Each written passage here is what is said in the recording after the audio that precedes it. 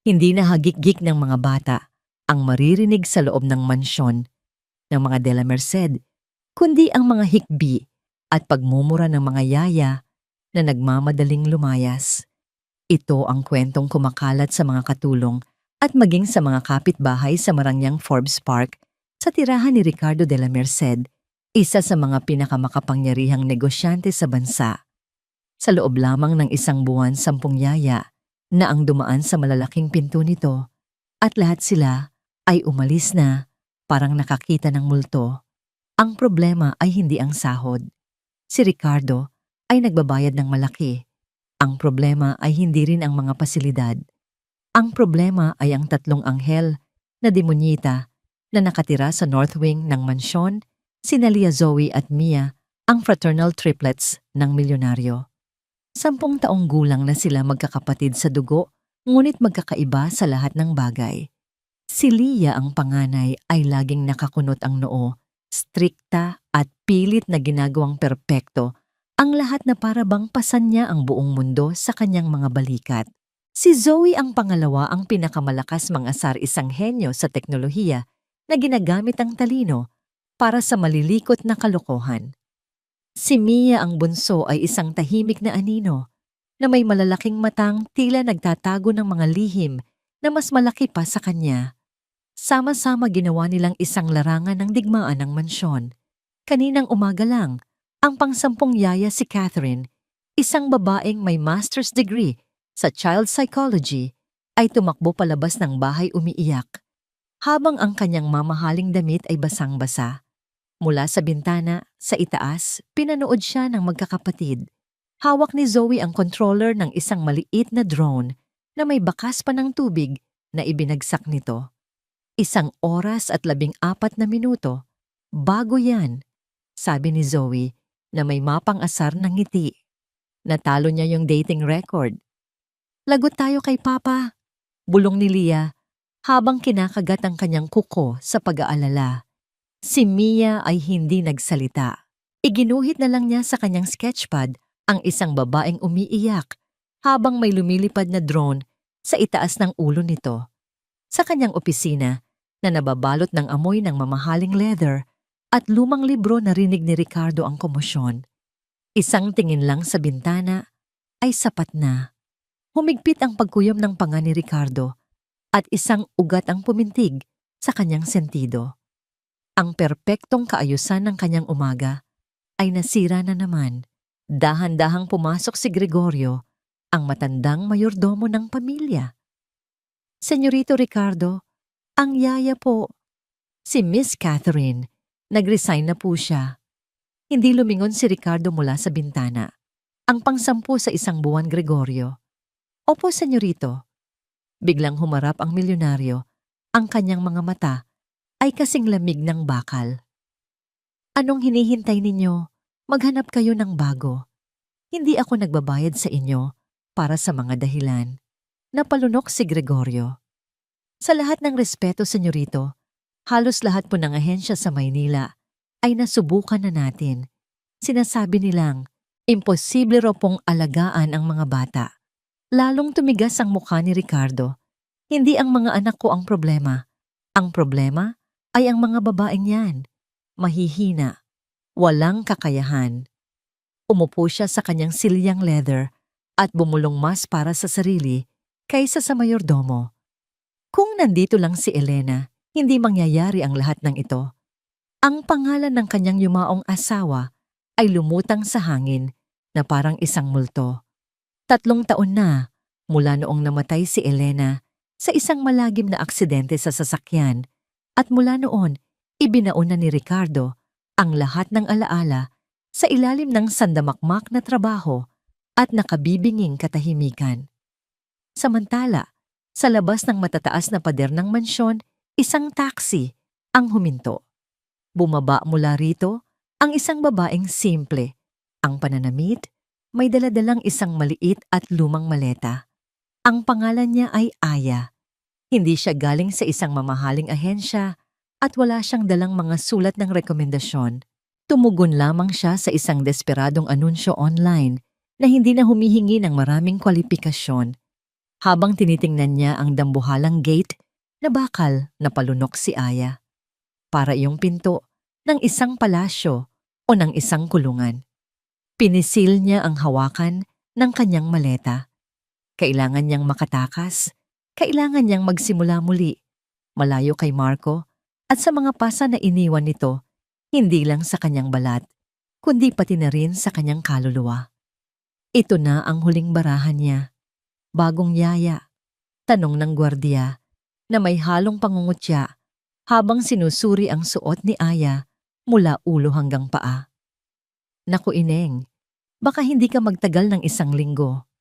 Tumingin si Aya diretso sa mga mata ng gwardiya, may kalmadong determinasyon na ikinagulat ng lalaki.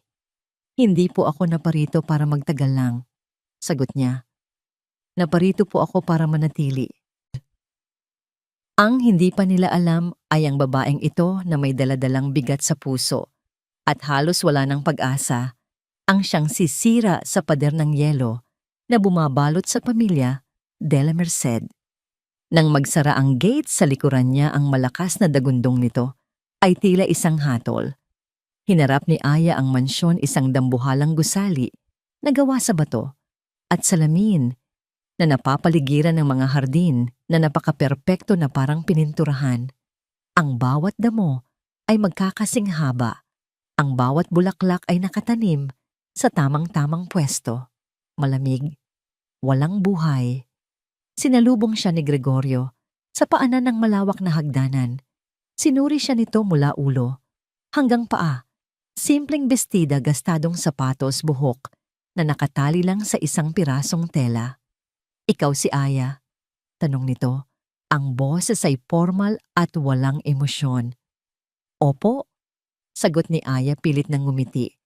Hindi nagtatagal ang mga yaya rito. Hiya babala ng matanda. Ang mga bata, makikilala mo rin sila. Itinuro nito ang daan. Sa North Wing ang kanilang mga silid.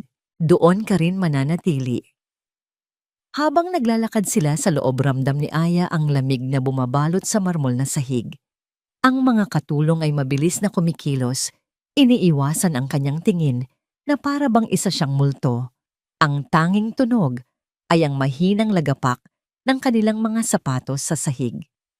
Nang buksan ni Gregorio ang isang malaking pinto, nagawa sa Nara, bumungad kay Aya ang isang sala na mas malaki pa sa buong bahay niya sa probinsya. At sa gitna niyon, sa isang mahabang sopa, nakaupo ang 3 bata. Magkahanay sila, parang mga hukom na naghihintay sa isang akusado. 3 pares ng matang, nakatitig sa kanya. Huminto ang paghinga ni Aya. Nakita niya agad ang pagkakaiba nila. Ang nasa kaliwa, si Lia, ay may seryosong mukha at mga matang mapanuri. Ang nasa gitna, si Zoe, ay may nakakalokong ngiti sa labi. Ang mga matay nagniningning sa kalikutan. Ang nasa kanan, si Mia, ay nakatingin sa kawalan. Ang mga kamay ay mahigpit na nakahawak sa isang sketchpad. Mga senyorita, sabi ni Gregorio, ito si Aya, ang bago ninyong yaya. Walang sumagot. Ang katahimikan ay mabigat, halos nakakabingi. Huminga ng malalim si Aya at humakbang pasulong. Magandang hapon sa inyo. Ako si Aya. Hindi ka rin magtatagal. Biglang sabi ni Zoe, ang boses ay matinis at puno ng panghahamon. Lahat sila umaalis. Tumawa ng mahina si Lia, isang tawang mapagmaliit. Si Mia ay nanatiling walang kibo. Hindi natinag si Aya. Sa halip na sumigaw o magalit, dahan-dahan siyang lumuhod sa sahig para maging kapantay ng kanilang mga mata. Isang kilos na hindi inaasahan ng 3. Tinitigan niya sila hindi bilang mga problema, kundi bilang mga batang nasasaktan. At sa isang boses na mahina, ngunit puno ng bigat, sinabi niya ang mga salitang magpapabago sa lahat. Hindi ako naparito para paalisin ninyo.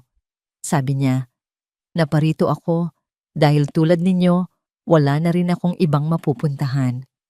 Ang umaga, sa mansyon ng mga de la Merced ay may sinusunod na ritual. Eksaktong 7:00 ang almusal ay nakahain na. Ang katahimikan ay halos sagrado na binabasag lamang ng mahinang kalansing ng ng mga kubyertos sa pinggan. Si Ricardo, na nasa dulo ng mahabang mesa, ay parang isang hari sa kanyang trono, malamig malayo at abala sa pagbabasa ng balita sa kanyang tablet. Ito ang unang buong araw ni Aya at ramdam niya ang bawat segundo nito. Ang unang pagsubok ay nagsimula sa almusal. "Papa," sabi ni Leah, ang boses ay formal at walang bahid ng pagkabata. Itinuro niya ang baso ni Mia. Hindi niya paubos ang gatas niya. "It's past 7:15 a.m. Sabi sa rules dapat tapos na." Hindi man lang itinaas ni Ricardo ang kanyang tingin mula sa tablet. "Mia, ubusin mo yan." Yumuko si Mia, ang buhok ay tumatakip sa kanyang malungkot na mukha. Hinawakan niya ang baso pero hindi ito ininom. Lumapit si Aya. "Gusto mo lagyan natin ng kaunting chocolate powder para maging mas masarap?" "Bawal yan." Mabilis na sagot ni Leah. "Sugar is restricted before 9 a.m. Yan hindi siya pinansin ni Aya. Ngumiti siya kay Mia. Sa isang iglap tila may kumislap sa mga mata ng bata. "Isang kalokohan," bulong ni Zoe, sabay sinadyang ibagsak ang kanyang tinidor. Gumawa ito ng malakas na ingay sa sahig. "Oops!" Tumingin si Ricardo sa kanya, ang mga mata ay nagbabala. "Zoe, sorry papa, madulas lang." Ngumisi siya kay Aya, isang hamon sa kanyang mga mata. Hindi ito ang unang beses na nakasaksi si Aya ng ganitong eksena. Ngunit sa ilalim ng kalokohan at pagsunod sa patakaran, may nakikita siyang iba. Hindi ito simpleng pagsuway. Ito ay isang sigaw. Isang sigaw na walang nakakarinig. Pagkatapos ng almusal, nagsimula ang tunay na laban. Ang unang opensiba ay galing kay Zoe. Habang si Aya ay naghahanda para sa kanilang online classes, biglang nawala ang internet connection sa buong North Wing. "Naku, mukhang nasira ang wifi," sabi ni Zoe na may pekeng pag-aalala. "Paano na tayo mag-aaral niyan? Sayang naman." Alam ni Aya na hindi ito aksidente. Pumasok siya sa silid-aralan kung saan nakalagay ang mga gamit panteknolohiya ng mga bata. Sa isang sulok, nakita niya ang laptop ni Zoe, isang high-end gaming laptop na mas mukhang control center ng isang spaceship. Ngumiti si Aya. Dalawang klase ng tao ang kayang mag-disable ng wifi sa isang partikular na lugar lang, isang IT professional o isang matalinong bata na maraming oras para mag-eksperimento. Sa halip na tawagin ang maintenance, umupo si Aya sa harap ng sarili niyang lumang laptop. Pagkalipas ng 10 minuto ng mabilis na pagtipa, bumalik ang signal ng wifi. Pero hindi lang yun ang ginawa niya. "Zoe," tawag ni Aya na may kalmadong boses. "Pakitingnan mo nga ang laptop mo. May mensahe yata para sa'yo." Nagtatakang binuksan ni Zoe ang kanyang laptop.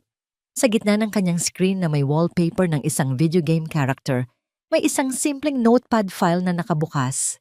Ang nakasulat, "Magaling ang firewall mo, pero mas magaling ang sa akin." Aya, nanlaki ang mga mata ni Zoe. Tumingin siya kay Aya, hindi na may pang-aasar, kundi may halong pagkamangha at inis. Paano? Paano niya nagawa iyon? Sa unang pagkakataon, isang yaya ang sumagot sa kanyang hamon gamit ang sarili niyang lengguwahe. Ang sunod na pagsubok ay mas tahimik pero mas mabigat. Galing ito kay Mia. Maghapon itong hindi nagsalita. Kapag tinatanong, tatango lang ito o iiling. Nagkulong ito sa isang sulok ng hardin kasama ang kanyang sketchpad. Hindi siya pinilit ni Aya na magsalita. Kumuha siya ng isang pirasong papel at lapis, umupo sa damuhan, ilang talampakan ang layo mula kay Mia, at nagsimulang gumuhit. Hindi niya sinubukang tingnan ang gawa ng bata. Gumuhit lang siya ng isang maliit na ibon na lumilipad. Pagkalipas ng halos isang oras na katahimikan, naramdaman ni Aya ang isang presensya sa kanyang tabi. Dahan-dahang lumapit si Mia at sumilip sa kanyang iginuhit. Hindi pa rin ito nagsalita, pero umupo ito sa tabi niya at ipinagpatuloy ang sariling pagguhit. Isang maliit na koneksyon, isang sinulid na nabuo sa gitna ng katahimikan. Si Leah naman ay may ibang taktika. Siya ang bantay. Bawat kilos ni Aya ay inoobserbahan niya. Yaya, hindi mo pinunasan ang maliit na natapong tubig sa sahig. Sasabihin nito, Yaya, 5 minutes late ka na sa paghahanda ng merienda. Yaya, sabi sa manual dapat nakataas ang buhok mo sa isang bon. Nakapusod lang yan. Sa bawat puna, ngumingiti lang si Aya. Salamat sa paalala, Lia. Mabuti na lang nandyan ka para siguraduhing nasusunod ang lahat. Ang reaksyon na ito ay lalong nagpagulo kay Lia. Sanay siyang mainis o matakot ang mga yaya sa kanya. Pero si Aya ginagawa siyang kakampi. Nawawalan ng kapangyarihan ang kanyang mga salita. Ang hapon na yon, habang ang tatlo ay tila napagod na sa kanilang mga pagsubok, naganap ang pinakamalaking hamon. Sa sala may isang mamahaling florera na gawa sa Italian crystal. Regalo yon ng yumaong si Elena kay Ricardo noong kanilang unang anibersaryo. Nakapatong ito sa isang maliit na mesang gawa sa mahogany. Simbolo ito ng perpektong kaayusan na gustong-gusto ni Ricardo. Dumaan si Zoe sa tabi nito. Sa isang aksidenteng pagkilos, nasagi ng kanyang siko ang mesa. Ang tunog ng nababasag na kristal ay matinis at nakabibingi sa katahimikan ng mansyon. Sumabog ito sa libu-libong piraso sa marmol na sahig, libu-libong kumikinang na luha. Katahimikan, isang mabigat at nag-aabang na katahimikan. Napahagulhol si Lia na pahawak sa kanyang bibig. Lagot ka na. Napaigtad si Mia, lalong humigpit ang yakap sa kanyang sketchpad. Nakatayo lang si Zoe, taas noo, may mapanghamong tingin, pero nakita ni Aya ang isang kislap ng takot sa kanyang mga mata. Hinihintay niya ang pagsabog. Ang sigaw, ang parusa. Pero wala ni isa man sa mga yon ang ginawa ni Aya. Tiningnan niya ang basag na florera at pagkatapos ay tumingin siya kay Zoe. Wala itong galit. Mayroon itong lungkot. Dahan-dahan siyang lumapit, lumuhod at maingat na pinulot ang malalaking piraso ng bubog. Mag-ingat kayo mga bata. Huwag kayong lalapit. Baka masugatan kayo. Mahina niyang sabi. Natigilan si Zoe. Hindi mo ba ako isusumbong kay Papa? Tumingala si Aya, ang mga mata niya ay sinalubong ang mga mata ni Zoe. Sasabihin ko sa kanya ang nangyari na nagkaroon ng aksidente. Huminto siya sandali bago binitawan ang mga salitang tatatak sa isipan ng tatlo. Ang mga bagay na nabasag pwedeng palitan. Sabi niya ang boses ay mahinahon ngunit matatag. Pero ang tiwala kapag nabasag mahirap ng buuin. Eksakto sa sandaling iyon, bumukas ang malaking pinto. Pumasok si Ricardo de la Merced. Huminto siya. Ang kanyang mga mata na sanay, makita ang anumang maliit na depekto, ay agad na napansin ang bakanteng mesang mahogany. Ang lugar kung saan dating nakatayo ang florera. Tumingin siya sa paligid. Nakita niya ang kanyang mga anak hindi sa kanilang karaniwang postura tuwing hapon, kundi nakaupo sa sahig kasama si Aya na inilalagay ang mga huling piraso ng bubog sa isang dustpan. Nakita niya ang gulo, ang pagkasira ng kanyang perpektong kaayusan. Tumigas ang kanyang mukha. Humigpit ang kanyang panga. Hindi niya tiningnan ang kanyang mga anak. Ang kanyang malamig at nag-aapoy sa galit na mga mata ay dumiretso kay Aya. Sa opisina ko. Ngayon din. Ang boses ni Ricardo ay kasing lamig ng yelo. Hindi ito pakiusap, kundi isang utos. Binitiwan niya ang bawat salita na tila mga batong ibinabato sa nagyayelong katahimikan. Tumalikod siya at naglakad patungo sa kanyang opisina, hindi man lang nilingon kung si Aya ay sumusunod. Naiwan sa sala ang tatlong bata, nakatingin kay Aya na may halong takot at pag-aalala. Hinawakan ni Mia ang laylayan ng damit ni Aya, ang mga mata nito ay nagmamakaawa. Huwag kayong mag-alala. Bulong ni Aya, pilit na pinapakalma ang sarili. Mag-uusap lang kami. Ngunit alam niya sa sarili niya na hindi ito isang simpleng usapan. Ito na ang parating na bagyo. Ang opisina ni Ricardo ay isang santuwaryo ng kontrol. Madilim na kahoy ng mga estanteng puno ng mga libro na nakaayos-ayon sa kulay at isang malaking mesa na walang kahit isang papel na wala sa lugar. Ang tanging personal na bagay ay isang malaking portrait ni Elena, ang kanyang yumaong asawa na nakangiti mula sa isang silver frame, isang nangiting hindi na kailanman nasilayan sa mansyon. Nakatayo si Ricardo malapit sa bintana, nakatalikod sa pinto. Isara mo ang pinto. Sinunod ni Aya ang utos. Ang pag-click ng seradura ay tila isang hatol na nagkulong sa kanya kasama ang isang mabangis na hayop. Ano ang ibig sabihin ng eksena kanina? Tanong ni Ricardo. Ang boses ay mababa at mapanganib. Isang aksidente po, senyorito. Nabitawan ni Zoe ang... Hindi ang florera ang tinutukoy ko. Putol niya dahan-dahang humaharap. Ang kanyang mga mata ay nag-aapoy. Ang tinutukoy ko ay ang gulo, ang paglalaro sa sahig, ang paglabag sa mga patakaran ng pamamahay na ito. Nagkakatuwaan lang po sila. Hindi ko sila binabayaran para magkatuwaan. Tumaas ang boses ni Ricardo. Binabayaran kita para sa isang bagay: disiplina, kaayusan, para siguraduhing lumaki silang mga de la Merced, hindi mga batang kalye na walang modo. Huminga ng malalim si Aya, pinipigilan ang panginginig ng kanyang mga kamay. Sa lahat ng respeto, senyorito, hindi po kawalan ng modo ang pagiging bata. Isang mapaklang tawa ang kumawala sa mga labi ni Ricardo. Lumapit siya sa mesa, ang bawat hakbang ay mabigat. At ano ang alam mo sa pagpapalaki ng isang de la Merced? Galing ka sa probinsya. Wala kang alam sa mundong ito. Ang kailangan nila ay istruktura, hindi mga laro at kwentong walang katuturan. Ang kailangan po nila ay isang ama. Diretsong sagot ni Aya. Natigilan si Ricardo. Ang mga salita ay tumama sa kanya na parang isang sampal. Humigpit ang kanyang panga at isang ugat ang pumintig sa kanyang leeg. Ano ang sinabi mo? Alam ni Aya na tumatawid na siya sa isang mapanganib na linya, pero hindi siya maaaring umatras. Sinabi ko po na kailangan nila ng ama, na nakikita sila hindi lang ang mga patakaran na sinusunod nila. At sino ka para sabihin sa akin kung paano maging ama? Sigaw ni Ricardo. Ang kontrol niya ay unti-unti nang nawawala. Isang hamak na yaya lang na pinulot ko kung saan, dahil wala nang ibang gustong pumasok sa pamamahay na ito.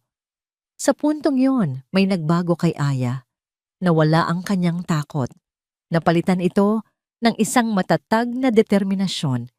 Tinitigan niya si Ricardo hindi na bilang amo, kundi bilang isang lalaking nagtatago. Tama po kayo. Sabi niya, ang boses ay kalmado, ngunit may talim.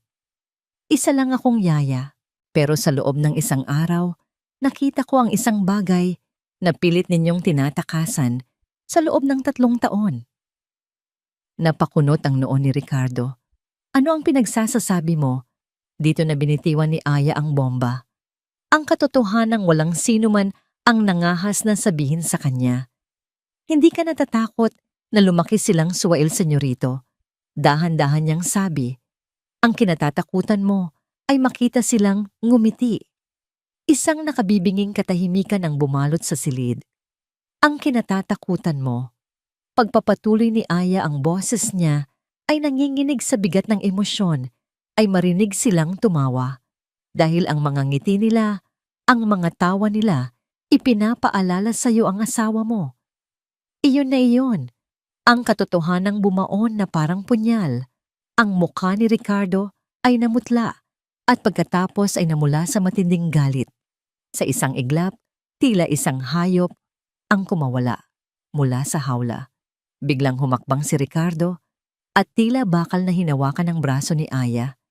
Sino ka para banggitin siya? Halos pabulong niyang sabi, ang bawat salita ay puno ng lason at sakit. Wala kang alam.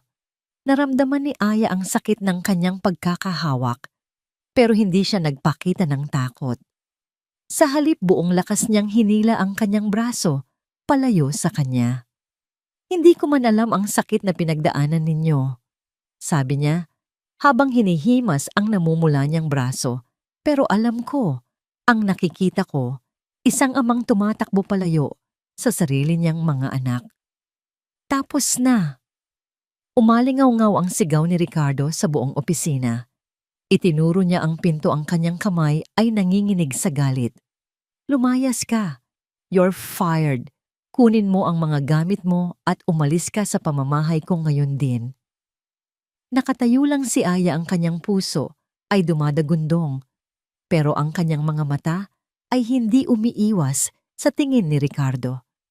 Tatanggapin na sana niya ang kanyang kapalaran. Ngunit sa gitna ng mabigat na katahimikan, isang matinis na tunog ang biglang pumunit sa hangin. Ang intercom sa mesa ni Ricardo. Hindi niya ito pinansin. Tumunog itong muli, mas mapilit. Sa wakas, padabog na pinindot ni Ricardo ang buton. Ano? Paumanhin po, senyorito. Narinig ang boses ni Gregorio nanginginig. Nasa kabilang linya po si Doña Pilar, ang ina po ni Senyora Elena. Ang pangalan ay parang isang pitsel ng malamig na tubig na ibinuhos sa nag-aapoy na galit ni Ricardo. Bigla siyang natigilan. Ang kulay sa kanyang mukha ay nawala. Napatingin siya sa kawalan, ang kanyang isip ay biglang napuno ng isang bagong problema, isang mas malaking banta. Si Doña Pilar. Ang biyena niyang sinisisi siya sa pagkamatay ni Elena at gusto nitong bumisita sa katapusan ng linggo. Hindi maaari.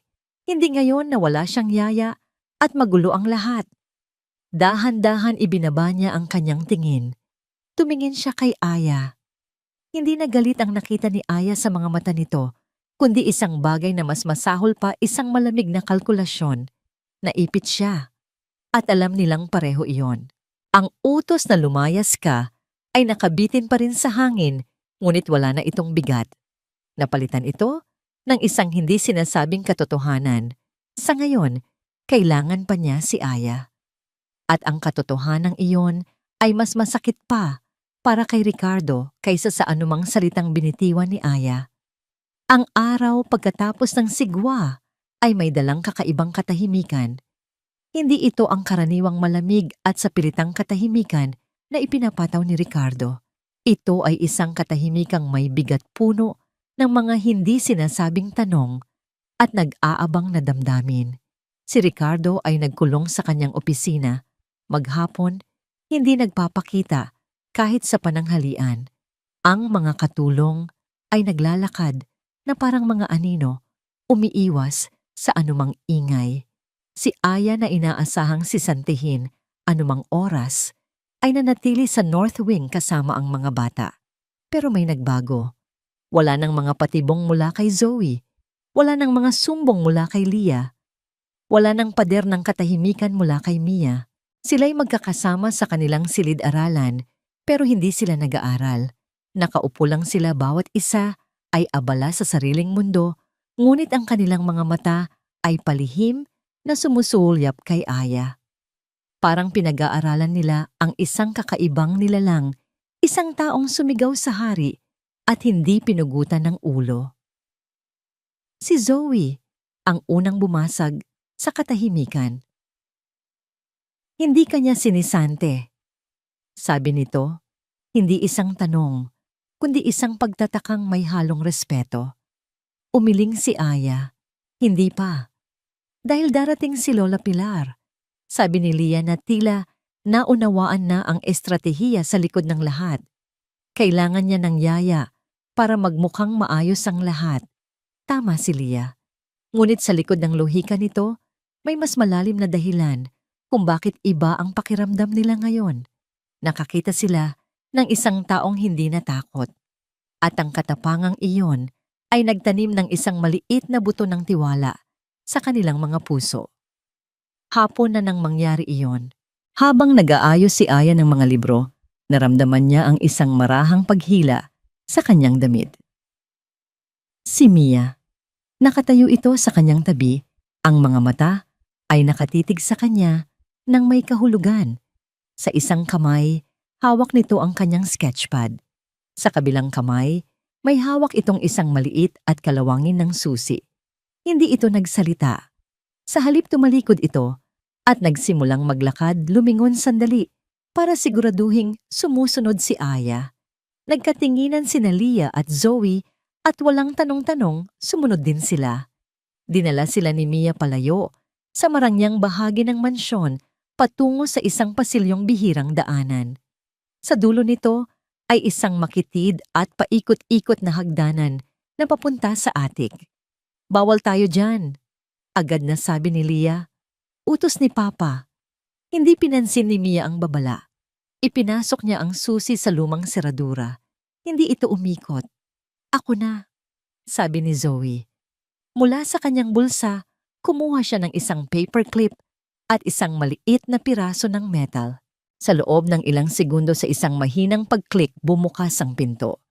Sinalubong sila ng makapal na alikabok na sumasayaw sa sinag ng araw mula sa maliit na bintana sa bubong. Ang hangin ay amoy ng lumang papel at mga alaalang nakalimutan. Ang silid ay puno ng mga lumang kasangkapan na natatakpan ng puting kumot, parang mga multo ng nakaraan. Dire-diretsyong naglakad si Mia patungo sa isang sulok. Doon sa ilalim ng isang bintanang bilog ay may isang malaking baul na gawa sa kahoy. Ito ang kanilang lihim. Itinuro ito ni Mia kay Aya. "Buksan mo." Bulong niya ang unang salitang binitiwan niya sa buong araw. Dahan-dahang itinaas ni Aya ang mabigat na takip ng baul. Ang bumungad sa kanya ay hindi ginto o anumang kayamanan, kundi mga piraso ng isang buhay na pilit na ibinaon sa limot. Ang kahon ng mga alaala ni Elena. Naglalaman ito ng mga album ng litrato, mga sulat, at mga munting bagay. Kinuha ni Leah ang isang album. Naroon ang mga litrato ng kanilang ina, isang babaeng may ngiting nagbibigay liwanag sa buong mundo. Isang litrato kung saan karga-karga niya silang tatlo. Mga sanggol pa lamang, ang mukha niya ay puno ng pagod, ngunit nag-uumapaw sa kaligayahan. "Naaalala ko ang araw na yan," mahinang sabi ni Leah, habang isang butil ng luha ang pumatak sa pahina. Kinuha naman ni Zoe ang isang maliit na music box. Nang buksan niya ito, isang pamilyar na himig ang tumugtog ang kantang laging kinakanta ng kanilang ina para patulugin sila. Napapikit si Zoe, pinipigilan ang sariling emosyon. Pero si Mia ang kinuha niya ay isang sutlang bandana na may mahina ngunit pamilyar na amoy ng lavender. Niyakap niya ito at isinubsob ang kanyang mukha dito. Doon sa unang pagkakatao sa harap ng ibang tao, humagulgol siya nang walang tunog ang kanyang maliliit na balikat ay nanginginig. Umupo si Aya sa sahig sa gitna nilang tatlo. Hindi niya sila pinatahan. Hindi niya sinabing, "Huwag kayong umiyak." Sa halip, hinayaan niya silang ilabas ang lahat ng sakit na matagal na nilang kinimkim. Kinuha niya ang isang maliit na diary. Binuksan niya ito sa isang pahina at binasa ng malakas ang boses niya ay malumanay. "Ika-5 ng Hunyo, sinabi ni Ricardo na kamukha ko raw si Leah kapag seryoso. Si Zoe naman, nakuha ang pagiging pilosopo niya sa kanya. At si Mia ang munting anghel namin. Minsan natatakot ako. Paano ko sila papalakahin sa mundong ito? Pero kapag tinitingnan ko sila, alam kong kahit anong mangyari, ang pagmamahal namin ni Rick ang magiging gabay nila." Isinara ni Aya ang diary. Tumingin siya sa magkakapatid na ngayon ay sabay-sabay nang umiyak. Niyakap niya si Mia, hinawakan niya ang kamay ni Leah, ngumiti siya kay Zoe. Sa unang pagkakataon, ang sakit ay hindi na nila dinadala ng mag-isa. Nagkaroon ito ng kasama. Sa gitna ng kanilang pagbabahaginan, hindi nila namalayan ang mahinang pagbukas ng pinto. Si Ricardo na naghahanap sa kanyang mga anak ay sinundan ng katahimikan patungo sa atik. Nakita niya ang siwang sa pinto at narinig ang boses ni Aya na nagbabasa. Narinig niya ang pangalan ni Elena. Narinig niya ang mga hikbi ng kanyang mga anak. Nasilayan niya ang isang eksenang hindi niya akalaing makikita. 4 na tao sa sahig, pinapalibutan ng mga alaala na pilit niyang tinakasan. Sa loob ng madilim at maalikabok na silid na yon, may isang bagay na nabubuhay, isang bagay na matagal na niyang pinatay sa buong mansyon. Hindi siya pumasok, hindi siya nagsalita. Nakatayo lang siya sa labas ng pinto, nakatago sa dilim. Ang kanyang mga kamay ay nakakuyom ng mahigpit sa kanyang tagiliran. Ang kanyang mga kuko ay bumaon sa kanyang palad. Isang laban ang nagaganap sa kanyang loob, isang laban sa pagitan ng galit na nararamdaman niya sa pagsuway na ito at isang sakit na biglang sumuntok sa kanyang puso. Dahan-dahan siyang tumalikod, ang bawat hakbang ay mabigat na, para bang pasan niya ang bigat ng lahat ng multong nakatago sa silid na yon. Ang pagdating ni Doña Pilar ay parang isang malamig na hangin na biglang pumasok at pinatay ang lahat ng natitirang init sa mansyon. Dumating siya sakay ng isang itim na Mercedes-Benz na kumikinang sa ilalim ng araw. Bumaba siya mula rito na tila isang reyna, ang kanyang buhok ay perpektong nakaayos, ang kanyang damit ay may tatak ng isang sikat na taga-disenyo at ang kanyang mga mata na nakatago sa likod ng mamahaling salamin ay sinusuri ang lahat na parabang naghahanap ng dumi. Si Gregorio at ang iba pang katulong ay nakayuko. Habang naglalakad siya, papasok ang takong ng kanyang sapatos, ay gumagawa ng matinis na tunog sa marmol na sahig. Tunog ng kapangyarihan, tunog ng paghatol. Ricardo, bati niya sa kanyang manugang, hindi ng isang yakap, kundi ng isang halik sa hangin na hindi man lang dumampi sa pisngi nito. Mukhang pagod ka. Ang pamamalakad ba ng Dela Merced Holdings ay nagiging masyadong mabigat para sa'yo? Isang tanong na may talim. Ang mga bata ay nakatayo sa isang perpektong linya na inihanda ni Lia kanina pa. Magandang hapon po, Lola. Sabay-sabay nilang bati. Sinuri sila ni Doña Pilar mula ulo hanggang paa. Lia, bakit may gusot ang laylayan ng bestida mo? Zoe, masyadong magulo ang pagkakatali ng buhok mo. At ikaw, Mia. Bumaba ang tingin niya sa sketchpad na mahigpit na hawak ng bata. Kailan mo ba bibitawan yung papel na yan at haharapin ang totoong mundo? Bawat salita ay parang isang karayom na tumutusok. Napayuko ang mga bata. At doon sa likuran nila, nakita ni Doña Pilar si Aya. Tinaas niya ang kanyang kilay. At sino naman ito? Siya po si Aya, inay, ang bagong yaya ng mga bata. Sagot ni Ricardo, ang boses ay formal at walang emosyon. Nilapitan ni Doña Pilar si Aya at inikutan ito na parang isang bihirang hayop sa isang zoo. Isang probinsyana. Sabi niya, sapat na para marinig ng lahat. Ricardo, sa lahat ng pera mo, dito ka lang nakapulot. Hindi niya hinintay ang sagot. Sana naman, hiya. Sabi niya kay Aya, alam mo kung paano sumunod sa patakaran. Ang buong hapon ay isang pagsubok sa pasensya. Pinuna ni Doña Pilar ang alikabok sa mga muebles na siya lang ang nakakita. Inutos niyang palitan ang mga bulaklak sa florera dahil masyadong mura ang kulay. At sa bawat pagkakataon ang kanyang mga mata ay laging bumabalik kay Aya, naghahanap ng kahit anong pagkakamali. Ang pagsabog ay naganap sa hapunan. Ang hapagkainan ay nakahanda na, parang para sa isang piging. Kumpletong mga kubyertos na pilak, mga kupitang kristal at mga pagkaing inihanda ni Manang Rosa. Ang katahimikan ay mabigat. Bawat pagnguya, bawat pag-inom ng tubig ay tila isang malakas na ingay. Si Mia na nakaupo sa tabi ni Doña Pilar ay nanginginig sa kaba. Ang bawat kilos niya ay tila binabantayan. Habang sinusubukan niyang abutin ng pitzel ng tubig, ang kanyang maliit na kamay ay dumulas. Ang baso ay tumama sa plato at ang tubig ay kumalat sa mamahaling mantel na lino. Isang maliit na aksidente. Ngunit para kay Doña Pilar, ito ay isang malaking kasalanan. Ano ba yan? Sigaw niya, ang boses ay matinis at puno ng galit. Napatalon ang lahat sa kanilang upuan. Walang ingat na bata. Tingnan mo ang ginawa mo. Sinisira mo ang lahat ng magagandang bagay sa bahay na ito. Nanginginig na napaluha si Mia. Sorry po, Lola. Sorry po. Ang sorry ba malilinis yan? Lalong lumakas ang sigaw ni Doña Pilar. Ang kanyang mukha ay namumula sa galit.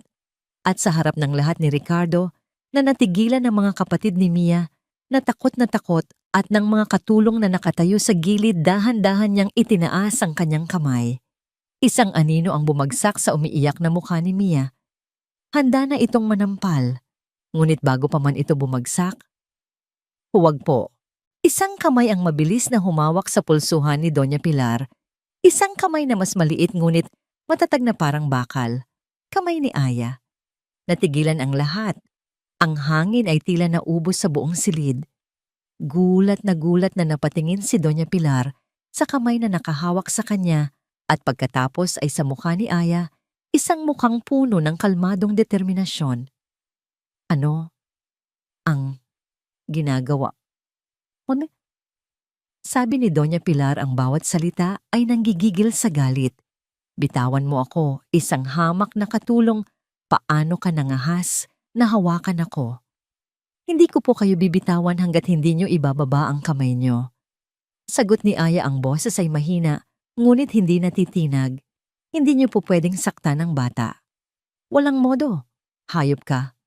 Sigaw ni Doña Pilar, sinusubukang bawiin ang kanyang kamay, pero mas lalong humigpit ang hawak ni Aya. Ricardo, hindi mo ba nakikita ito? Palayasin mo ang babaeng ito. Palayasin mo siya ngayon din. Lahat ng mata ay napunta kay Ricardo. Nakatayo siya, ang muka ay parang isang maskarang hindi mabasa. Sa isang banda, ang kanyang biyanan, isang babaeng makapangyarihan at simbolo ng pamilya ni Elena. Sa kabilang banda, ang yaya, isang estranghero na nagtatanggol sa kanyang anak sa paraang hindi niya kailanman nagawa. Ang pagtatalo sa kanyang loob ay halos maririnig. Ang kanyang tungkulin laban sa kanyang nararamdaman. Ang nakaraan laban sa kasalukuyan. Huminga siya ng malalim. Tumingin siya sa umiiyak niyang anak, sa galit niyang biyanan at sa matatag na mukha ni Aya. At doon isang desisyon ang nabuo. Inay, sabi niya, ang boses ay hindi malakas, ngunit sapat na para putulin ang tensyon. Puno ito ng bigat at pagod na matagal nang kinimkim. Tama na.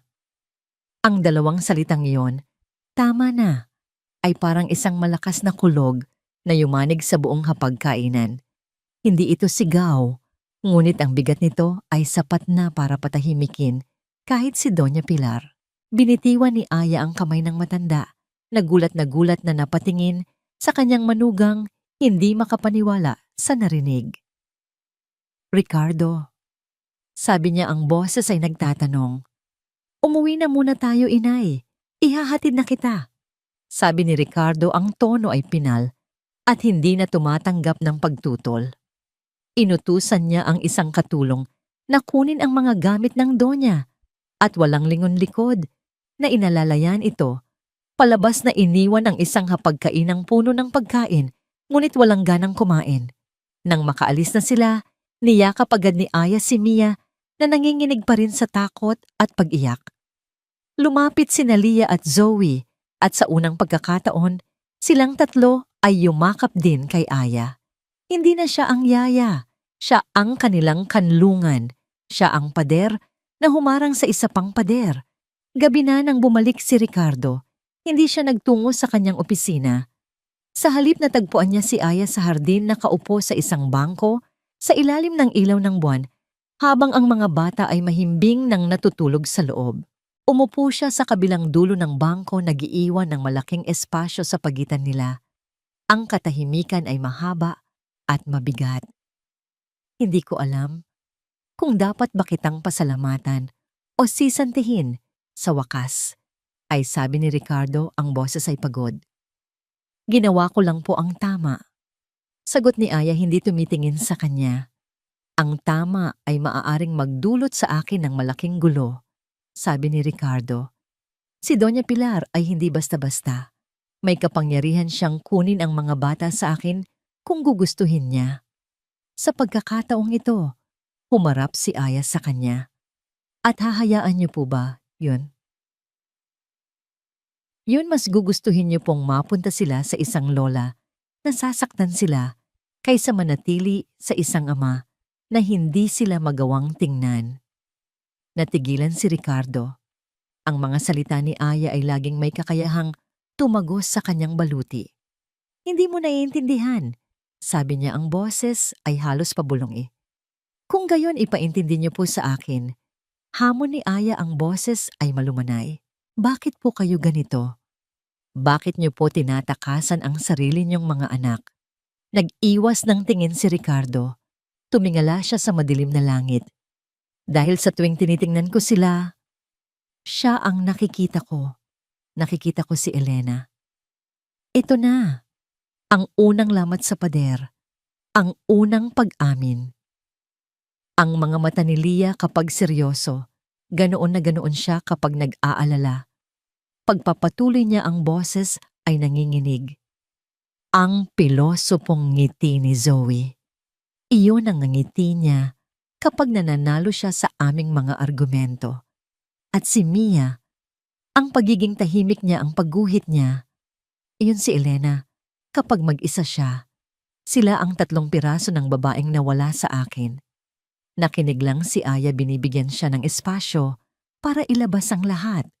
At ang pinakamasakit sa lahat, huminto siya na palunok na para bang ang susunod na mga salita ay mga bubog na lalabas sa kanyang lalamunan. Ang pinakamasakit ay ang malaman na ako ang dahilan kung bakit siya nawala. Napatingin si Aya naguguluhan.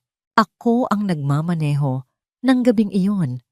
Pag-amin ni Ricardo, ang mga mata ay puno ng sakit na hindi pa kailanman nakita ni Aya. Nag-aaway kami. Isang maliit na bagay lang, nawala ang tingin ko sa kalsada. Kahit 1 segundo lang. At sa 1 segundong iyon, nawala ang lahat. Ang bigat ng pag-amin ay bumalot sa kanilang dalawa. Ito ang dahilan. Ang krus na pasan-pasan niya sa loob ng 3 taon. Hindi lang ito lungkot. Ito ay pagkakasala. Kaya hindi ko sila kayang tingnan. Bulong niya. Dahil sa tuwing tinitingnan ko sila, naaalala ko na ninakaw ko ang kanilang ina at kinasusuklaman ko ang sarili ko para doon. Sa pagkakataong yon, hindi na isang amo ang nakita ni Aya. Nakita niya ang isang taong wasak.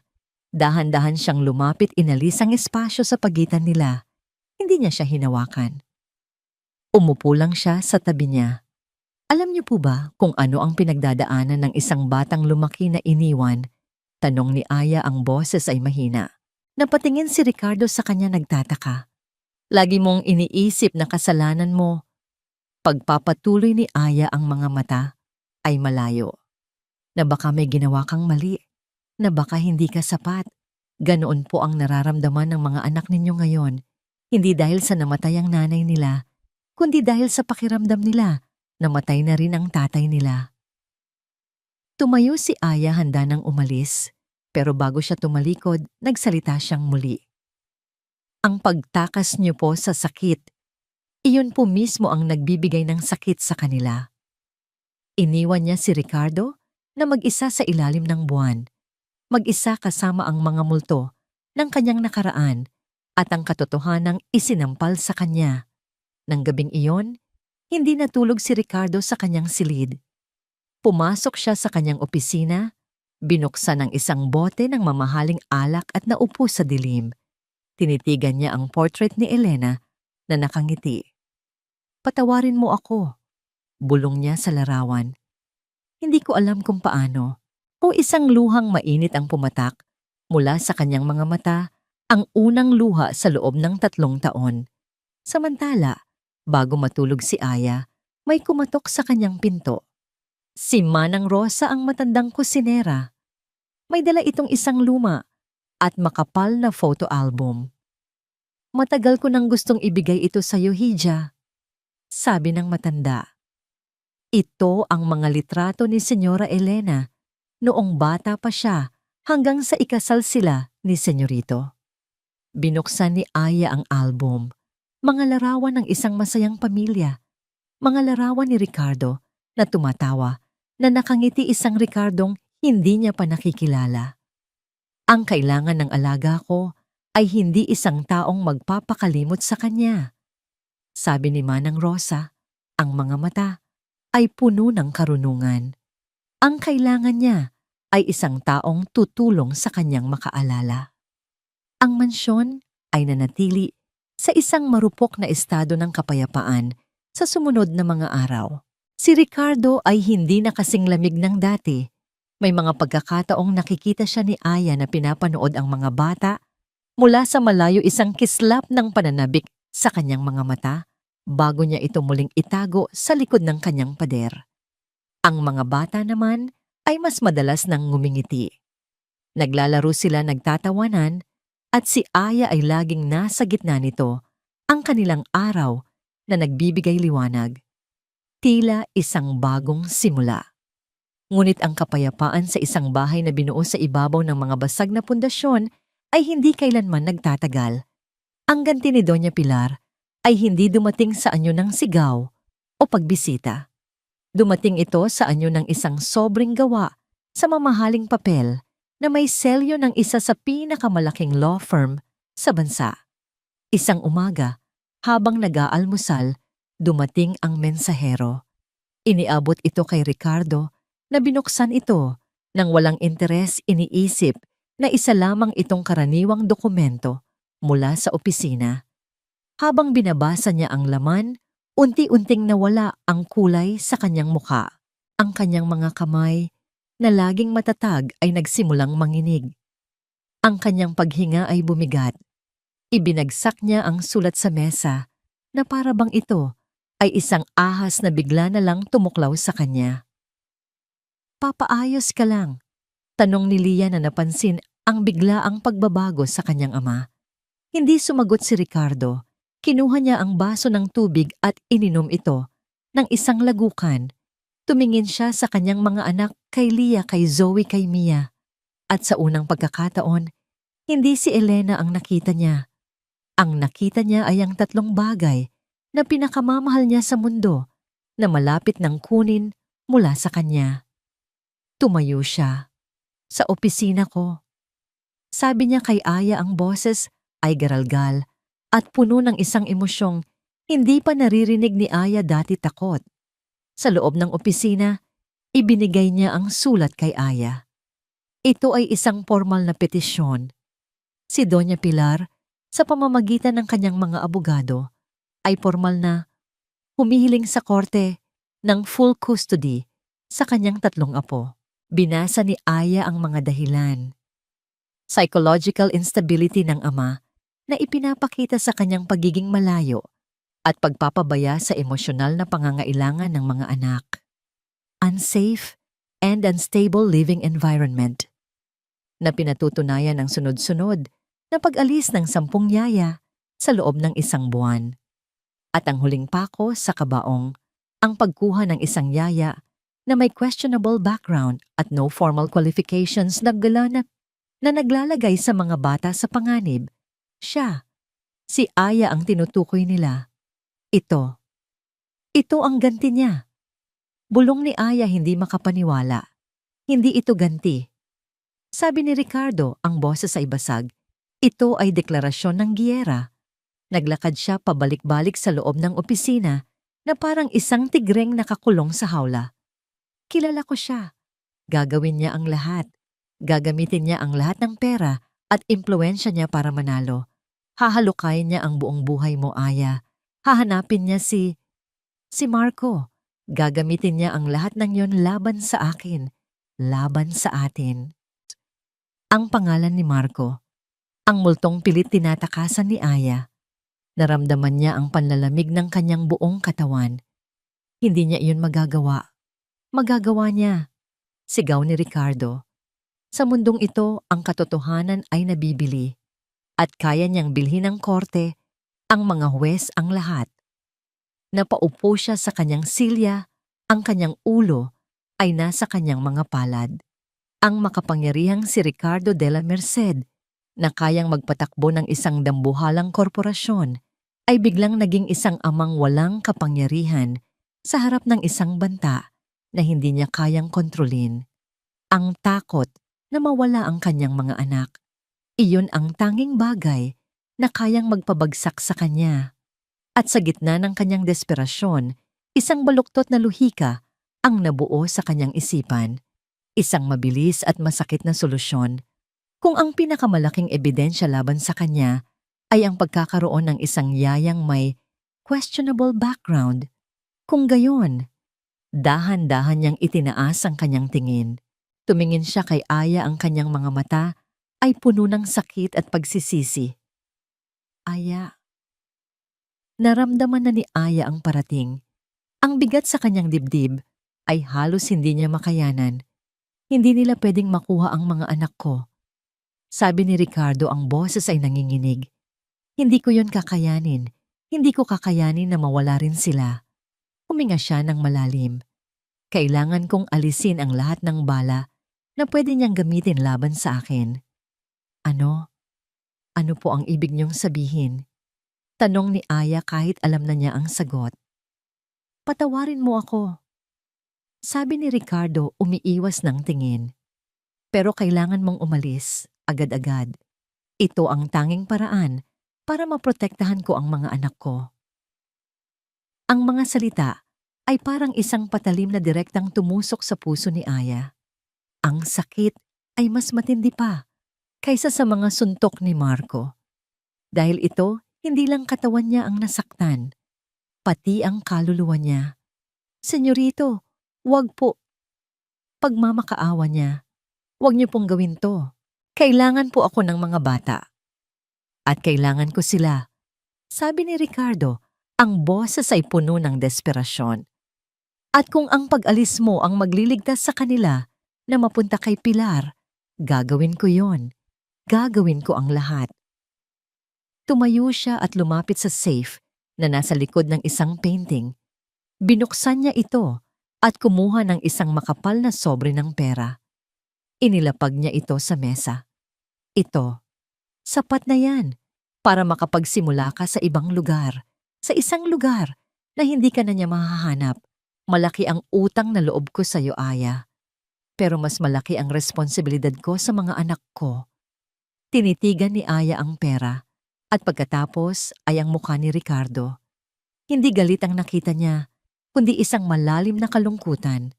Isang tao na gumagawa ng isang terribleng desisyon dahil sa tingin niya iyon lang ang natitirang pag-asa. Hindi niya kinuha ang pera. Tumalikod siya at naglakad palabas ng opisina. Ang bawat hakbang ay parang may mga karayom na nakatusok sa kanyang mga paa. Bago niya isara ang pinto, lumingon siya. Ang akala niyo po inililigtas niyo sila. Sabi niya ang luha ay nagsisimula ng mamuo sa kanyang mga mata. Pero ang totoo po, inuulit niyo lang ang dati niyong pagkakamali. Tinataboy niyo po ang tanging taong nagmamahal sa kanila para lang protektahan ang sarili niyo. Umakyat si Aya sa hagdanan. Ang bawat hakbang ay parang isang mabigat na pasanin. Ang mga salita ni Ricardo ay umuulit-ulit sa kanyang isipan. Kailangan mong umalis. Hindi galit ang nararamdaman niya, kundi isang malalim at nakapanlulumong kirot. Paano niya sasabihin sa mga bata? Paano niya iiwan ang 3 pusong unti-unti nang naghihilom sa kanyang piling? Naabutan niya sila sa kanilang silid-aralan, masayang naglalaro. Ipinakita sa kanya ni Mia ang bago nitong guhit, isang hardin na puno ng mga bulaklak na may mga pakpak na lumilipad patungo sa araw. Ang ganda naman yan, Mia. Sabi ni Aya, pilit na pinapasigla ang kanyang boses kahit na ang sarili niyang puso ay parang pinipiga. Umupo siya sa sahig sa gitna nilang 3. Tinitigan niya sila, ang seryosong si Leah ang mapang-asar na si Zoe ang tahimik na si Mia. Ang kanyang 3 dahilan para lumaban. Mga anak. Nagsimula siya pero ang boses niya ay nabasag. Huminga siya ng malalim. May kailangan akong sabihin sa inyo. Agad na naramdaman ng mga bata ang pagbabago sa tono niya. Itinigil ni Zoe ang kanyang paglalaro. Tumingin si Leah ng may pag-aalala. Humigpit ang hawak ni Mia sa kanyang lapis. Kailangan ko nang umalis. Sabi ni Aya, ang mga salita ay tila mga bubog na lumalabas sa kanyang bibig. Isang nakabibinging katahimikan. Ano, sabi ni Lia hindi makapaniwala. Bakit dahil ba kay Lola Pilar? Sinisante ka ba ni Papa? Umiling si Aya hindi kayang salubungin ang kanilang mga mata. Para sa kapakanan ninyo. Kasinungalingan. Biglang sigaw ni Zoe ang kanyang mga mata ay nag-aapoy sa galit. Tumayo siya. Hindi kami papayag kasalanan to ni Papa. Di ba siya ang nagtataboy sa'yo? Si Mia ay hindi nagsalita. Nagsimula lang mamuo ang mga luha sa kanyang mga mata at sunod-sunod na pumatak sa kanyang iginuhit na hardin, ginagawang malabong mantsa ang masasayang kulay. Hindi Zoe ginagawa niya ito para protektahan kayo. Protektahan kami. Putol ni Zoe. Paano niya kami poprotektahan kung tinatanggal niya ang nag-iisang taong nag-aalaga sa amin? Ang nag-iisang taong hindi natatakot sa kanya. Ang nag-iisang taong nagturo sa amin kung paano ulit ngumiti. Hindi na nakasagot si Aya.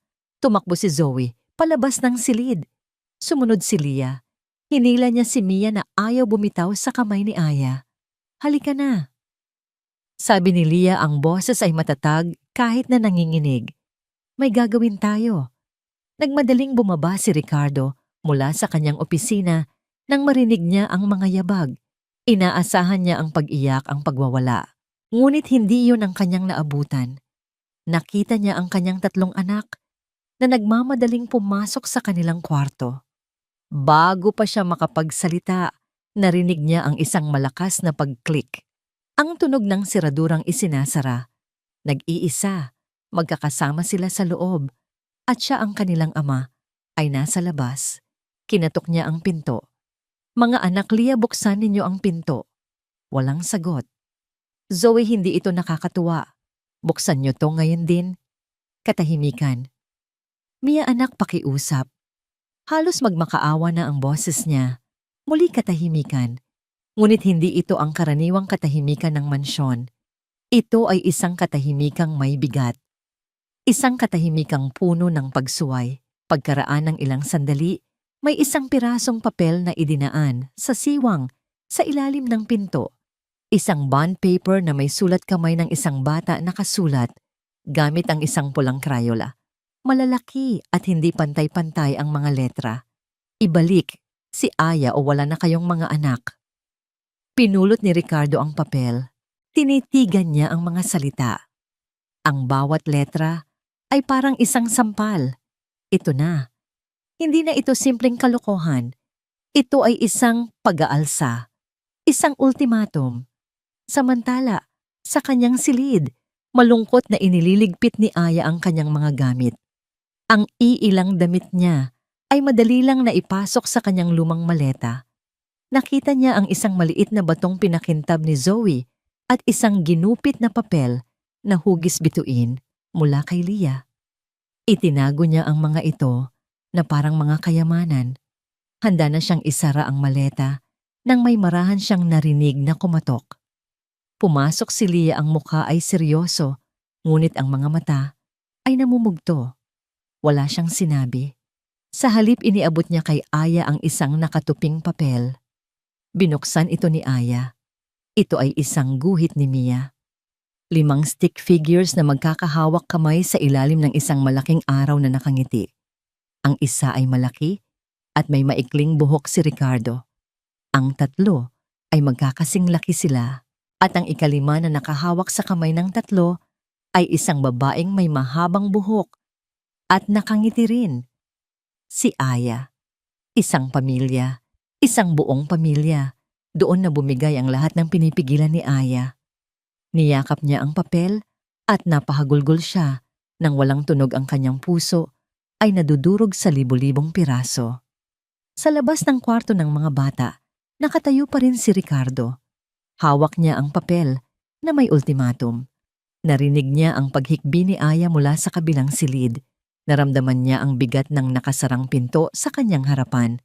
Inakala niyang pumipili siya sa pagitan ni Aya at ng kanyang mga anak. Ngayon niya napagtanto. Hindi iyon ang pagpipilian. Sa pagtataboy niya kay Aya, tinataboy na rin pala niya ang kanyang mga anak. Sa pagpili niyang protektahan sila, nawawala na pala sila sa kanya ng tuluyan. Nakatayo siyang mag-isa sa pasilyo na papalibutan ng katahimikan at sa unang pagkakataon, naramdaman niya ang tunay na kahulugan ng pagkawala ng lahat. Nakatayo si Ricardo sa pasilyo, hawak ang papel na ultimatum na parang isang hatol. Ang katahimikan ay mas mabigat pa kaysa sa anumang sigaw.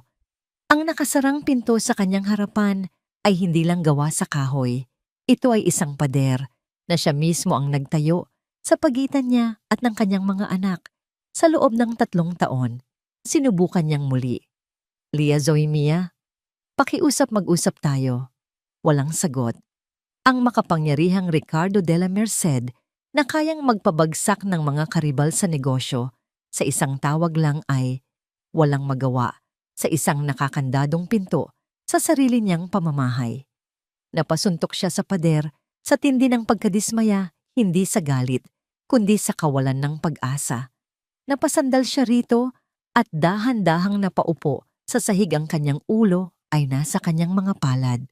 Talo siya. At sa gitna ng kanyang pagkatalo, isang alaala ang biglang pumasok sa kanyang isipan. Isang silid na matagal na niyang kinalimutan. Isang silid na ipinagbawal niya sa lahat.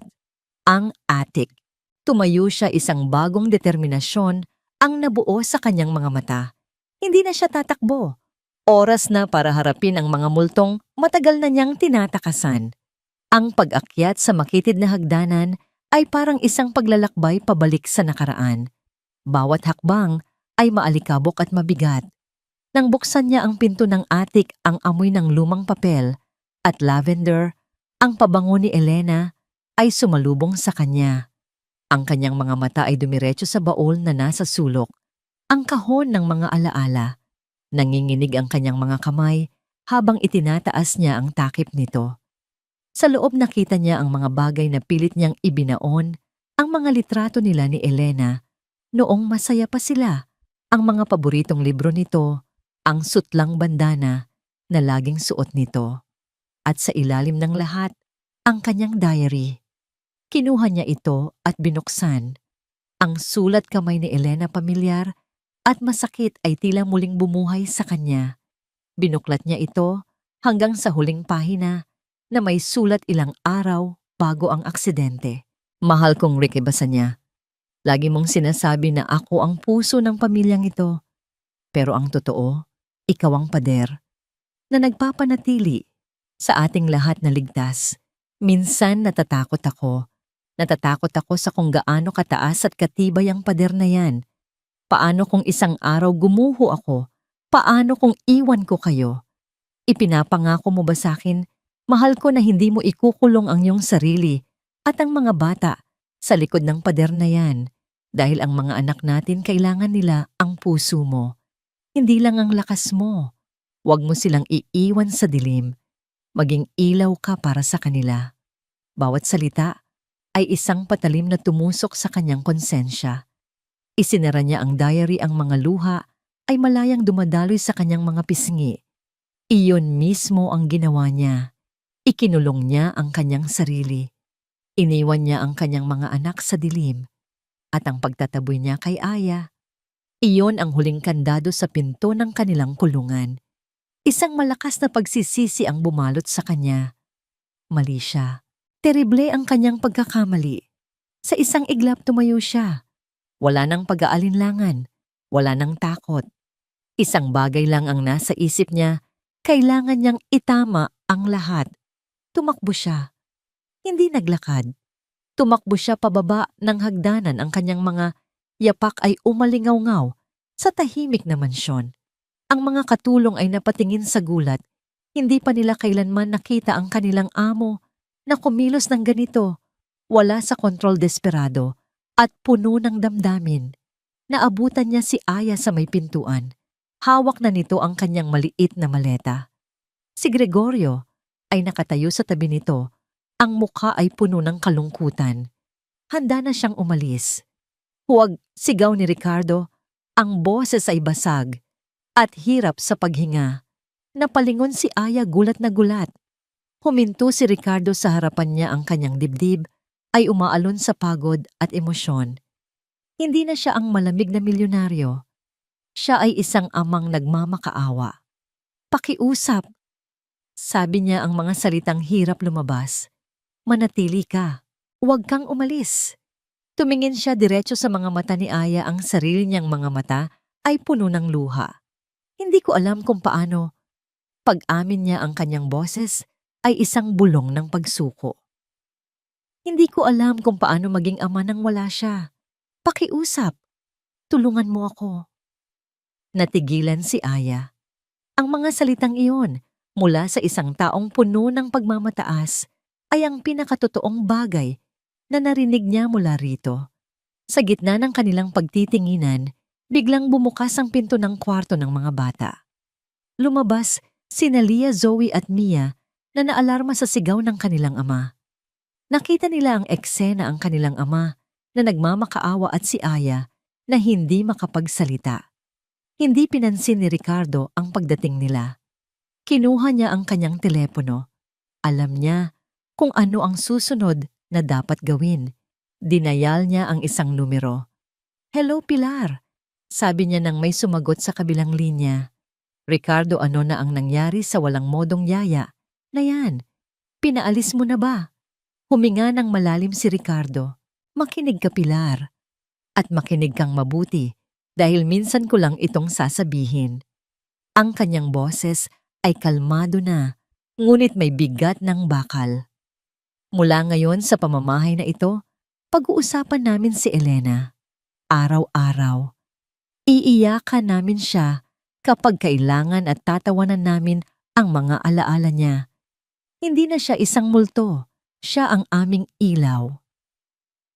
Nagkaroon ng katahimikan sa kabilang linya at si Aya.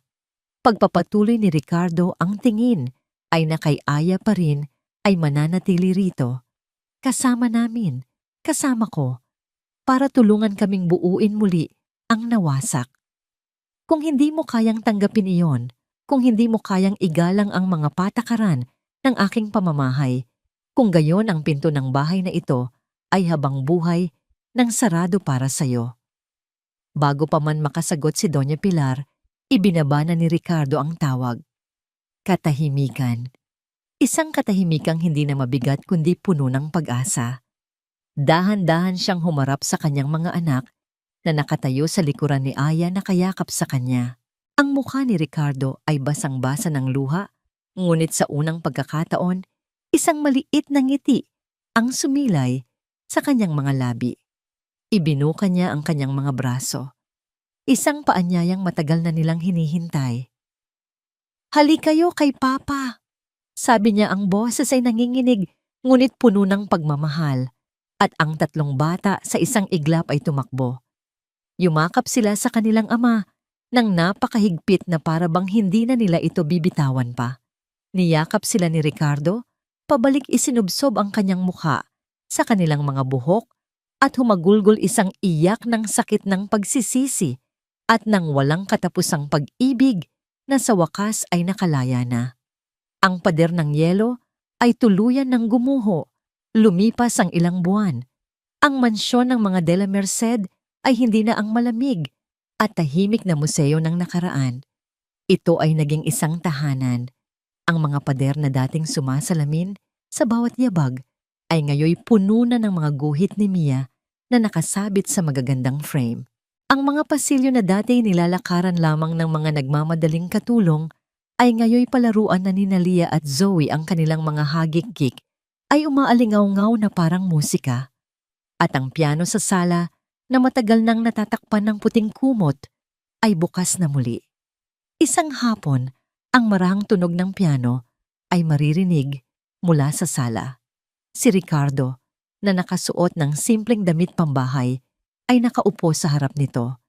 Tinuturuan niya si Mia ng isang simpleng kanta, ang paboritong lalabay ni Elena. Nakaupo sa tabi nila si Lia, seryosong pinapanood ang bawat pagpindot sa teklado, habang si Zoe ay naglalaro ng chess laban sa sarili. Sa sahig paminsan-minsan ay sumisigaw ng checkmate. Hindi na sila perpekto. Minsan nag-aaway pa rin sila.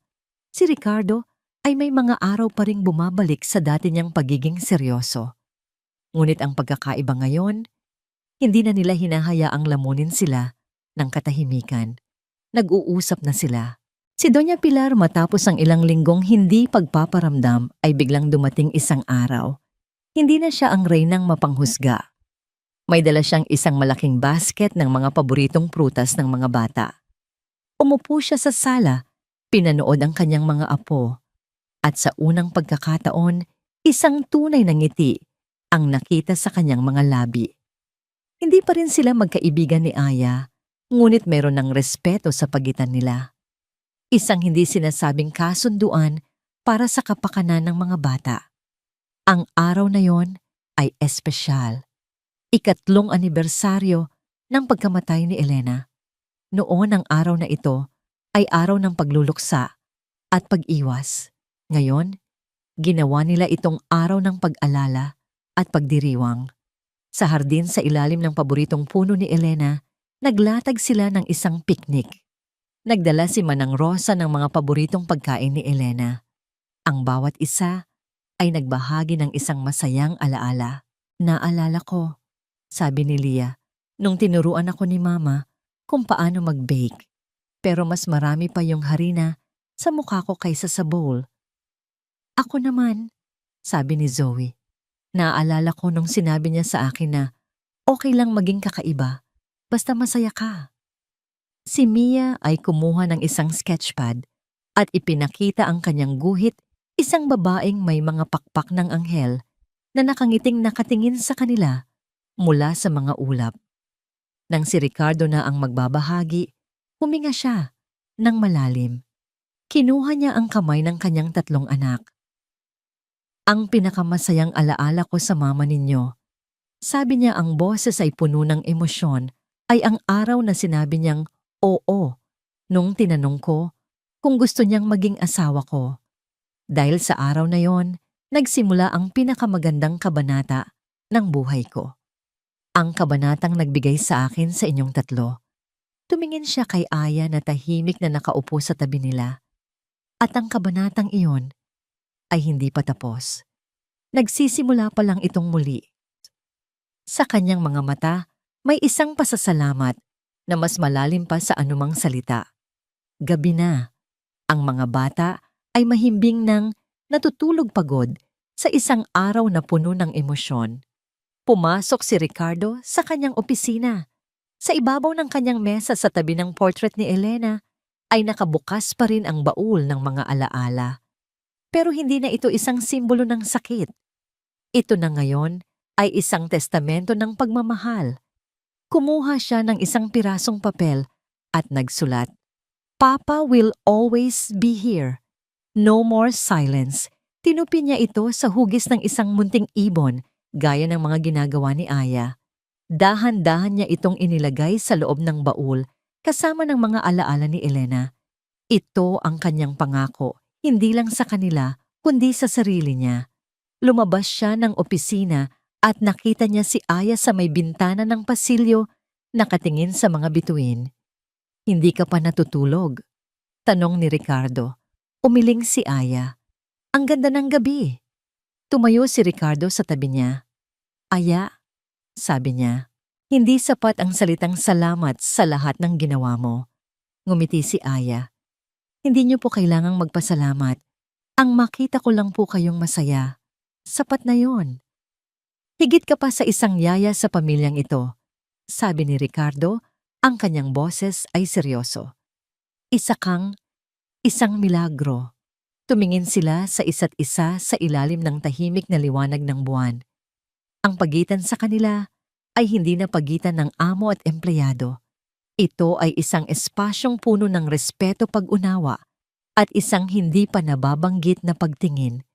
Ang pader ng yelo sa mansyon ng mga De La Merced ay tuluyan ng natunaw, at sa lugar nito, sa tulong ng isang babaeng may pusong kasing init ng araw, isang bagong hardin ang nagsimulang mamukadkad, isang hardin na dinidiligan hindi na ng mga luha, ng kalungkutan, kundi ng mga halakhak ng isang pamilyang muling natutong magmahal. Ang bukang liwayway ay dumating na. Ang sikat ng araw sa parke ay ginintuan at ang hangin ay puno ng halakhak.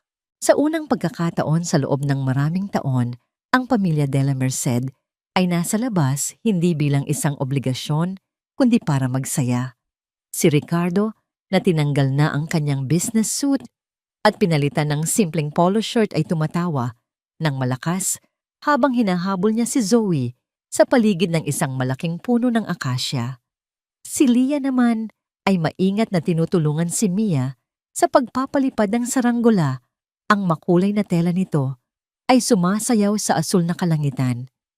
Mula sa isang bangko sa di kalayuan, pinapanood sila ni Aya. Ang kanyang puso ay puno ng isang init na hindi niya kailanman naramdaman. Ito na yon, ang pamilyang pinangarap niya, ang kapayapaang matagal niyang hinanap. Ngumiti siya isang tunay at payapang nangiti. Ngunit ang nangiting iyon ay biglang naglaho. Sa kabilang dulo ng parke sa ilalim ng lilim ng isa pang puno, may isang lalaking nakatayo. Nakatingin ito sa direksyon nila. Hindi niya maaninag ng malinaw ang mukha nito, ngunit ang tindig ang paraan ng pagkilos ang madilim na anino nito. Kilalang kilala niya. Ang tibok ng kanyang puso ay biglang bumilis na parang isang kabayong tumatakbo sa takot. Ang init sa kanyang dibdib ay napalitan ng isang nanunuot na lamig. Ang masayang tunog ng parke ay biglang nawala, napalitan ng ugong sa kanyang mga tainga. Marco, parang isang multo mula sa isang bangungot ang anino ng kanyang kahapon ay narito na. Aya, tingnan mo ang taas na. Sigaw ni Mia na tuwang-tuwang nakatingin sa saranggola. Napilitang lumingon si Aya, pilit na ibinalik ang nangiti sa kanyang mga labi. Ang galing niyo, sabi niya, ngunit ang kanyang mga mata ay pasulyap-sulyap na bumabalik sa anino sa di kalayuan. Nawala na ito. Ngunit alam niyang hindi iyon isang imahinasyon. Naramdaman niya ang presensya nito. Naramdaman niya ang panganib. Uwi na tayo. Bigla niyang sabi ang boses ay may bahid ng pag-aalala. Pero ngayon lang tayo nagsimula. Reklamo ni Zoe. Medyo masama ang pakiramdam ko. Pagsisinungaling ni Aya. Kailangan ko lang magpahinga. Napansin ni Ricardo ang biglaang pagbabago sa kilos ni Aya. Ang kislap sa mga mata nito ay napalitan ng takot. Tumango siya. Sige, tama si Aya. Marami pang araw. Sa loob ng sasakyan tahimik si Aya. Ang kanyang mga kamay ay magkahawak ng mahigpit sa kanyang kandungan. Ang mga bata na nakaramdam sa tensyon ay nanahimik na rin. Ang sumunod na mga araw ay isang impyerno para kay Aya. Bawat anino sa gabi, bawat tunog ng sasakyan sa labas ay nagpapadala ng takot sa kanyang puso. Sinubukan niyang maging normal sa harap ng mga bata, ngunit ang kanyang mga ngiti ay pilit at ang kanyang mga mata ay laging malayo ang tingin. Isang gabi habang nag-aayos siya sa kusina, tumunog ang kanyang telepono. Isang numero na hindi nakarehistro. Hello, kamusta ka na, Aya? Ang boses. Ang malambing ngunit makamandag na boses na yon. Nanigas si Aya, ang baso na hawak niya ay halos mahulog. Marco, nakita kita sa parke. Mukhang masaya ka na. May bago ka ng pamilya, di ba? Ang yaman pa.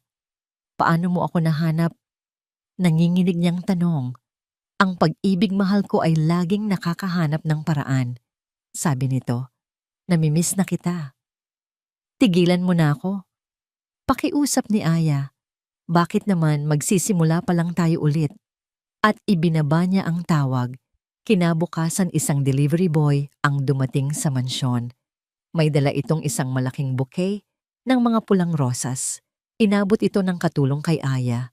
May isang maliit na card na nakasabit dito para sa pag-ibig na hindi kumukupas. Bago pa man niya maitago ito, pumasok si Ricardo sa sala.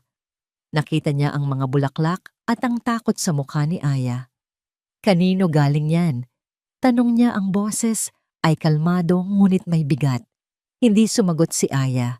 Kinuha ni Ricardo ang card, binasa ito at tumingin kay Aya. Sino siya, Aya? Sabihin mo sa akin ang totoo. Doon na bumigay ang lahat.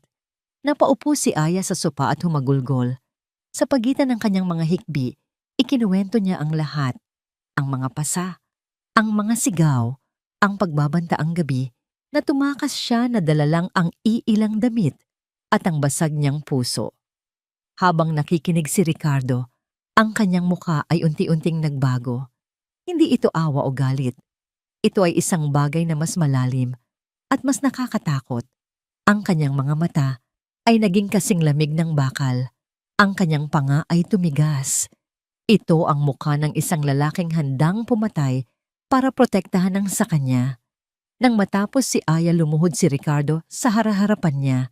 Kinuha niya ang nanginginig na mga kamay ni Aya at hinawakan ito ng mahigpit. Tumingin ka sa akin, sabi niya. Itinaas ni Aya ang kanyang luhaang mga mata.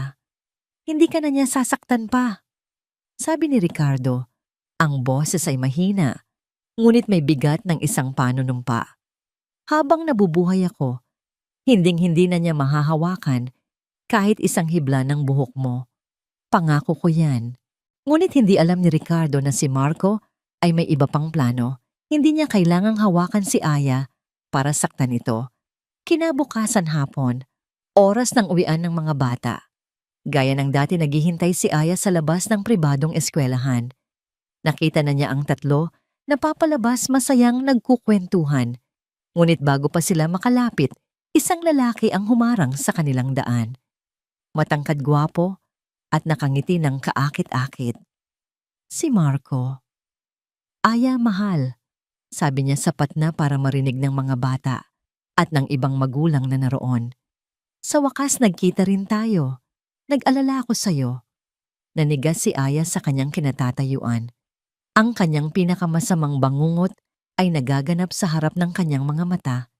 Napatingin sina Lia, Zoe at Mia mula kay Marco patungo kay Aya, puno ng pagkalito.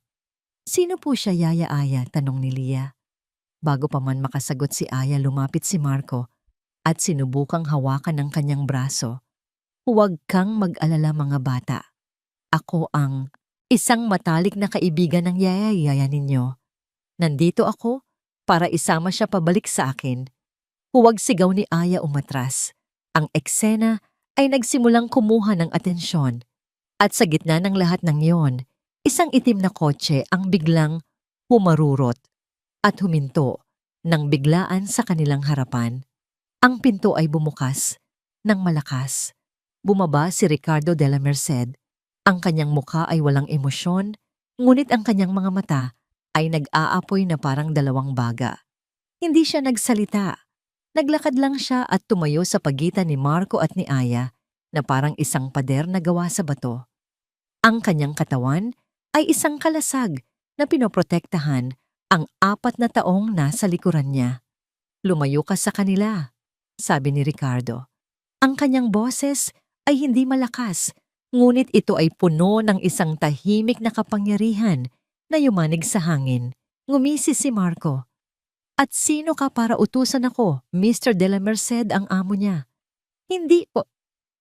Sagot ni Ricardo, ang kanyang mga mata ay hindi kumukurap. Ako ang lalaking magtatanggol sa pamilya ko. Ang dalawang lalaki ay nagkatitigan. Ang dating kasintahan at ang tagapagtanggol. Ang anino ng kahapon laban sa pangako ng bukas. At sa gitna, isang babae at 3 bata ang naghihintay kung aling pader ang mas matibay. Ang tensyon sa labas ng eskwelahan ay halos nahihipo. Ang mga ngiti ni Marco ay naglaho na palitan ng isang mapanuring tingin. Nakikita niya ngayon kung sino ang kanyang kalaban, hindi lang isang mayamang amo, kundi isang lalaking handang makipaglaban. Pamilya, ulit ni Marco na may pang-uuyam. Kailan pa naging pamilya ang isang katulong? Hindi sumagot si Ricardo. Sa halip, marahan niyang itinuro ang kanyang mga anak na nakatayo sa likuran ni Aya. Mga anak, pumasok na kayo sa kotse. Nag-aalangan man sumunod ang 3. Nang makapasok na sila, muling hinarap ni Ricardo si Marco Sa isang senyas ng kanyang mata, dalawang malalaking lalaki na nakasuot ng barong, ang mga security personnel niya, ang tahimik na lumapit at tumayo sa magkabilang gilid ni Marco.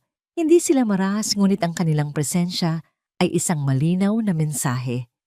May dalawa kang pagpipilian. Sabi ni Ricardo, ang boses ay kalmado at kontrolado. Una, aalis ka ngayon ng tahimik at hindi ka na kailanman magpapakita pa sa kahit sinong miyembro ng pamilya ko. O ikalawa, tatawag ako ng pulis at hahayaan kitang ipaliwanag sa kanila kung bakit mo ginugulo ang mga menor de edad kong anak at ang kanilang legal na tagapag-alaga. Nanliit ang mga mata ni Marco. Alam niyang talo siya sa labang ito. Sa isang huling masamang tingin kay Aya, tumalikod siya at naglakad palayo nilamon ng mga anino ng papalubog na araw. Pag-uwi sa mansyon ng katahimikan sa loob ng kotse ay nabasag. Sino ang lalaking yon, Papa? Tanong ni Zoe, ang kanyang boses ay puno ng galit. Bakit niya ginugulo si Yaya Aya? Dinala ni Ricardo ang lahat sa kanyang opisina. Sa unang pagkakataon, umupo silang 5 sa isang bilog. Walang mesa sa pagitan nila. Walang pader. Ang lalaking yon, nagsimula si Ricardo, ay parte ng nakaraan ni Aya. Isang nakaraang hindi na natin hahayaang bumalik. Ipinaliwanag niya sa paraang mauunawaan ng mga bata nang hindi nagbibigay ng mga marahas na detalye na si Marco ay isang taong nanakit kay Aya noon at tungkulin nilang lahat na protektahan siya ngayon. At doon ipinakita ng mga bata ang kanilang pagbabago. Si Zoe, gamit ang kanyang laptop, ay tahimik na nag-research. Pagkalipas ng isang oras, ipinakita niya sa kanyang ama ang isang screen na puno ng impormasyon, mga utang ni Marco sa iba't ibang tao, mga reklamo sa social media tungkol sa kanyang mga panloloko. Hindi lang siya masama, Papa. Isa siyang kriminal. Si Leah, ang laging nag-aalala sa mga patakaran, ay lumapit kay Aya. Huwag kang mag-alala, Yaya Aya. Sabi niya, hinawakan ng kamay nito. Sinabi ni Papa na poprotektahan niya tayo. At kapag may sinabi si Papa, ginagawa niya. Ang kanyang pananampalataya sa ama ay buo na. At si Mia hindi siya nagsalita. Pumasok siya sa kanyang silid at bumalik na may dalang isang bagong guhit. Ipinakita niya ito sa lahat. Isang malaking pader na bato matibay at hindi magigiba. Sa likod ng pader may 5 taong magkakahawak kamay na nakaangiti.